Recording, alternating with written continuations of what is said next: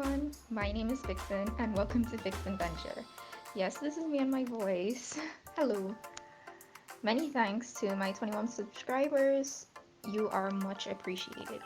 I decided to change up some of my content on the channel and do a voice reveal. I do hope you enjoy it. Now, that was a very cheerful opening to the podcast, but today I will be discussing the Netflix original film, Unlocked. So strap yourselves in and get ready to enjoy this masterpiece of thriller mystery. Side note, obviously this commentary contains spoilers since I will be doing a full rundown on the film, so if you do wish to watch the film with the intended suspense, then pause the video here and go do so now. Now, if you're still here, then let's get to it. First off, I will say that I quite enjoy Korean directed films for its well-developed plots, incredible acting, and getting to learn more about the culture. Of course, this movie is no different. First, we start off with the main character, Lee Nami, and her regular daily schedule. We are also presented with the multitude of personal information that can be stored on your phone. Your messages, your searches, your bank account, your playlist, your bus routes and locations, favorite foods and films, relationships, and social media accounts. After a wild night of drinking with her friends, Nami takes a night bus home half asleep, frantically getting at her stuff and carelessly leaving her phone behind. This is where we are introduced to the main antagonist of the story, Jun-yeong, who receives her phone and takes it home with him. Now, Jun-yeong's life appears to be very common and not alarmingly suspicious. He makes a bowl of ramen and decides to Instagram it. However, the account on the phone belongs to a woman who is obviously not Jun-yeong. So that was a little foreshadowing for what's to come next. Suddenly, Nami's phone rings, and Jun-yeong quickly uses a series of pre-recorded audio messages of a woman's voice to respond to her worried friend, thereby notifying her that Nami had left her phone on the bus last night and is now in their possession. Nami's friend, Eun-ju, walked over to Nami's house only to find her passed out under the pyeongsang in front of her door. Now, pyeongsang is just a table for outside the house for people to just hang out with their friends. Nami realizes her phone is missing and they call for it. Jun-yeong answers with the female voice and agrees to meet at a cafe to return the phone. However, immediately after the call ends, he smashes the phone against the table. We transition to a police investigation of a decomposed female corpse with no fingerprints or personal belongings to help in the identification of the body. This is to be the assumed owner of the Instagram account Jun-yeong was updating. The only evidence found at the crime scene was plant food, which linked to a nearby tree marked Jun-yeong. Now, it is also revealed that a detective involved in the case, Woo-ji-man, claims that Jun-yeong is his son, who he hasn't been in contact with for 7 years, and also claims that his son would never commit a murder, but instead may have been a close friend of his to no good. We revert back to Nami, entering the cafe at which her father owns. The relationship between Nami and her father is very close-knit and comfortable. They seem to understand and rely on each other quite a lot. At the cafe, Nami then received a call about her phone from Jun-yeong, saying that they dropped it and cracked the screen, so they took it to a repair shop where they've already paid for the damages, so she just needs to go and pick it up. As Nami enters what appears to be an abandoned shopping center, which we can all agree is the universal location for the last place you'll ever see. And at this point, I think I'd prefer to just buy a new phone. But she still walks up to the repair shop, which is the most well-kept room in the whole building. Which kind of makes sense since it's still a functioning business, but who finds this place to keep them in business, and who are they even paying for rent to keep this business afloat? Like, there are so many red flags and sus vibes creeping out of this whole ordeal. Like, girl, this building has murder written all over it. Anywho, the guy at the repair shop tells her to fill out a form with her name, the reason for repair, and her password. The guy proceeds to go to the back to repair the phone. He takes out the cover, unscrews the motherboard, removes the battery, replaces the camera lens and the screen before putting it back together again, all while an instructional video is playing in the background indicating that this is not his expertise. Why is he doing this, you may wonder? Why the camera if it was not broken? Well, my curious murder mystery enthusiast. He unlocks her phone, downloads a spyware app, and connects the feed to another cell phone in order to create a live feed of her actions she takes on her phone.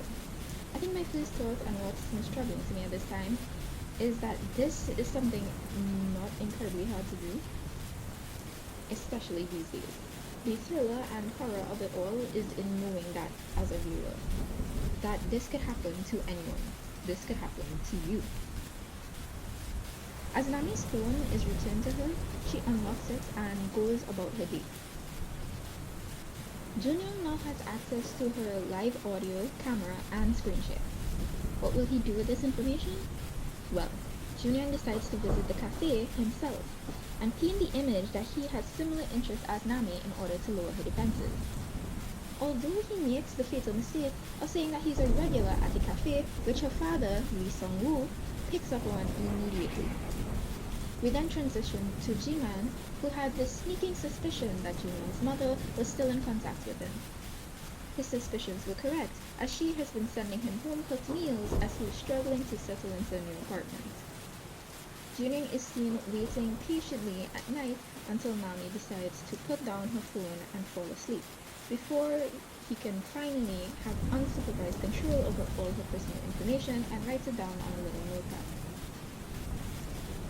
Nami wakes up and goes about her regular day, in which Jun-yeong begins to learn more and more, like the bus routes she takes to go to work, her secret Instagram account, her side job, existing relationships, to further integrate into her life. He then labels her number 9 on his notepad and changes his desktop background from a girl merely submerged in water to a picture of Nami indicating to us that she is obviously not the first victim, nor the last. At her side job, Nami's boss confronts her about a new change in the company that will be bringing in more money. Her boss says that Nami's pay will be doubled and must refrain from telling her other co-workers. As Nami is celebrating this newfound knowledge, Jun-yeong is over at her apartment, freely checking it out as if it was on sale.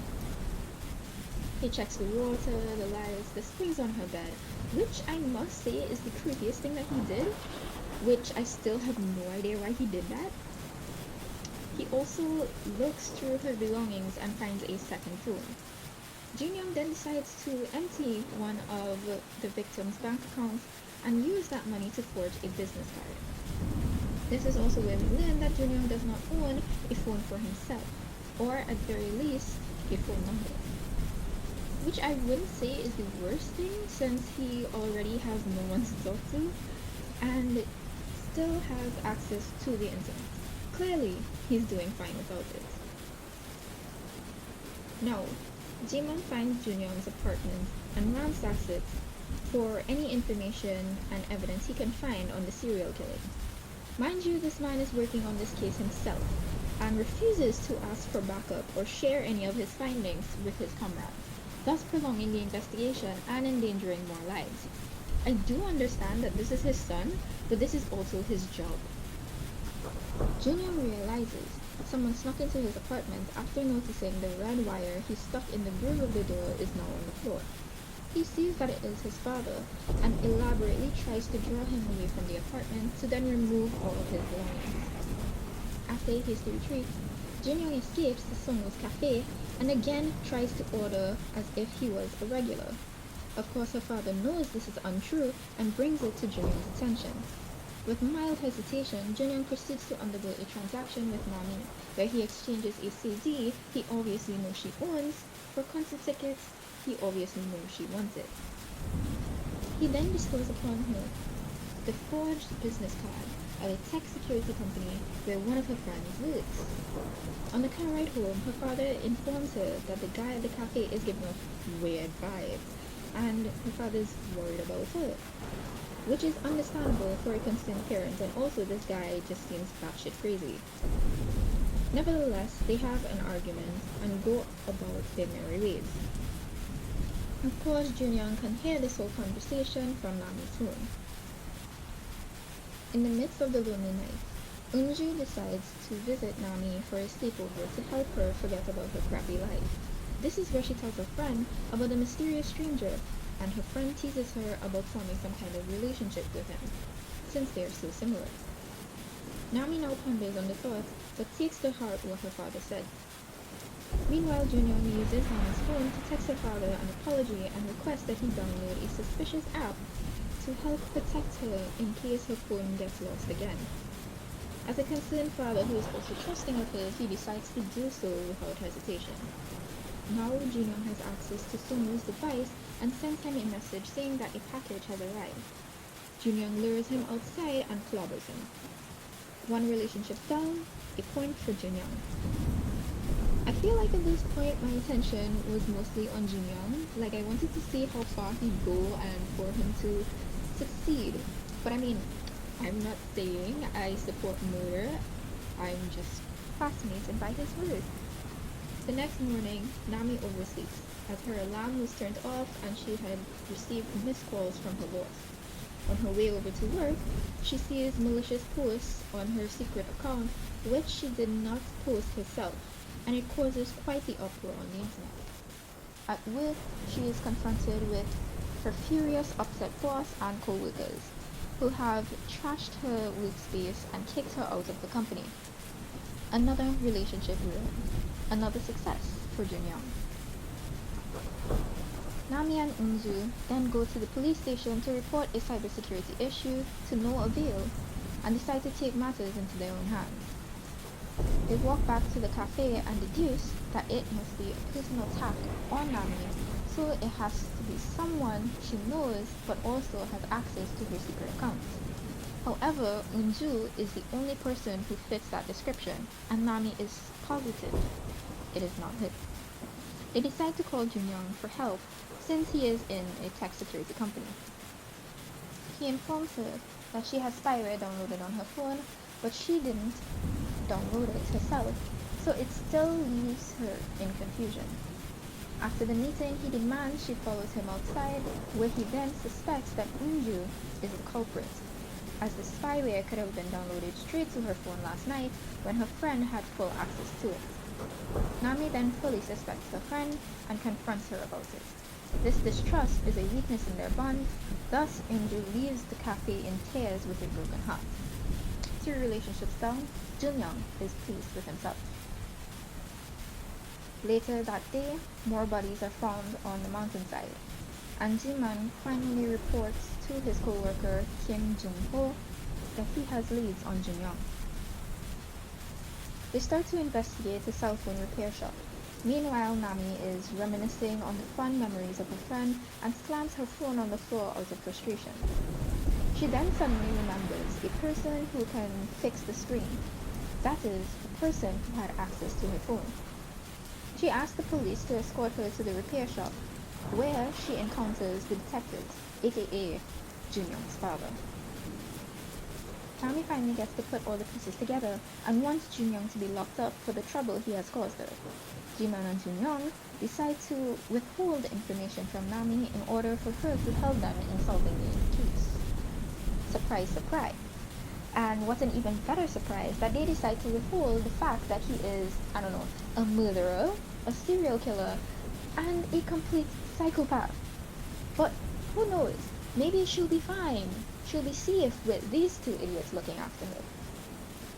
Of course, with the promise of the protection of the law and that no immediate harm will come to her, Nami works with the detectives to try and flush out Jun-yeong by inviting him over to her apartment.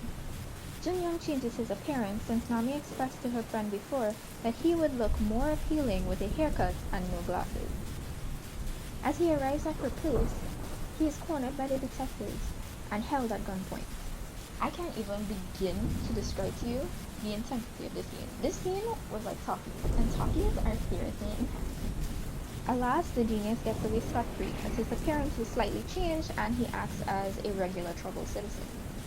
Jun-yeong evades the situation and tells Nami that he will have to meet with her another time. At this point, Ji-man receives a call from his superior discussing that his character is in question since he is in close relation to the suspect and is withholding information. I mean, go figure, right? Anywho, Nami goes back into her house and decides to swap her phone with a hidden one, so it would be harder for Jun-yeong to track her. Jeong-ho advises her to be alone and stay by someone she trusts, because he knows damn well that Jun-yeong is a bloody murderer, but he won't tell her. They give her a ride to her father's house and tell her to contact them if she gets into contact with Jun-yeong. She verbally agrees to text them if anything comes up, but writes on their call card that she will only call them. She enters the house and checks on her sleeping father before crashing in her bed to read her messages. Unexpectedly, she receives a message from Jun-yeong on her new phone. He requests her to call him, and she sends a reply text only to hear a buzz in the house. She disregards this noise and continues to call him. The buzzing then continues indefinitely. Jun-yeong is in the house, or at least he has been. She rushes over to her father's room only to find tucked pillows under the sheets. She locks herself safely inside the room and proceeds to call the detectives, but her phone undoes her actions and starts snapping pictures of herself. Jun-yeong is still in control. She drops the phone and tries to escape out the window. However, the sound of her father's voice forces her to stay and save him. Before attempting the rescue, she grabs a nearby ornament as a weapon. An arguably good idea, but escaping and finding a way to call the detectives may have been a better choice. The recording of their last conversation in the car echoes throughout the house. She follows the sound to the living room where she is confronted with Jun-yeong himself. This is where Jun-yeong showcases his master skills of manipulation. With Nami so desperately trying to save her father, she agrees to do anything Jun-yeong wants. He asks that she text the detectives that she is going to bed and will not be in contact with them until the next day. Nami does so without hesitation. At that moment, the detectives receive a call from their superior stating that Jun-yeong, Jin-oh's son, was reported dead amongst the other discovered corpses. Now, Jun-yeong, thinking that he has won, or at least won't get caught, decides to have a little fun. He leaves Nami to go to the restroom. Nami picks up a fire filter and waits for him to step out the doorway. However, he does not do so, and Nami sees her father laying in the tub through a small crack in the door. Jun-yeong pulls a knife to her father's neck and demands that she becomes complacent or her father dies. She agrees to tie herself up to free her father instead. Jun-yeong is not yet satisfied with the outcome and demands that she kills her father herself, since she pleaded to do anything he wanted. Jun-yeong then throws her into the tub atop her father, who desperately attempts to push her head above water level, thereby drowning himself in the process to save her. Jun-yeong smiles and leaves them in the tub to slowly await death. He walks back to the living room and reads the detective's call card. Now, he has become aware that he is on the verge of being found out. He hides under a desk in the father's room where Nami had previously left the window open, which I must say is big brain. Jung-ho enters through the window and Jun-yeong follows him through the house with the fire filter, only to be stopped by Ji-man at gunpoint. They cuff him to the living room chair and try to save Nami and her father. Even though Jun-yeong is caught, he still attempts one last mind game to manipulate Ji-man into thinking that he is still his son. Ji-man believes him for a second, and Jun-yeong laughs at his naivety. He then spots luggage in the distance and finds all the evidence of the serial killings of which his son was the first. Ji-man pulls his gun on the fake Jun-yeong, but is still reluctant to pull the trigger. This could possibly be for morality reasons. The fake Jun-yeong apologizes and begs to go to prison to do his time. And Jin-oh obeys. Nami gains full consciousness and sees the smile on Jun-yeong's face. He feels no remorse for anything he's done. He is not sorry. She almost lost her life, lost her father, and he's smiling because he's going to get away with a slap on the wrist. Nami grabs a gun from Jung-ho's jacket and shoots Jun-yeong dead in cold blood. Her father awakes and they are both admitted into the hospital. A flash forward is shown where the world continues on as if nothing happened. The news reports that an unidentified serial killer was caught and his identity is still under investigation. A random text messaging group chat is discussing Nami's secret Instagram account and her real identity. They have tracked her to her father's cafe, and even though Jun-yeong is gone, she is still being watched. The film leaves you with the thought that it can happen to anyone, and just about anyone could do it. Let me know if you want more content like this, and any suggestions on other films to comment on. I decided to do this because this film was just rather interesting and suspenseful. Every moment of the movie I was captivated. By any means, I may not be the best at analyzing and reporting a film, but I have watched movies before and talked about them, so I figured this is a pretty good shot. Thank you for listening. I hope you enjoyed it. See you guys soon.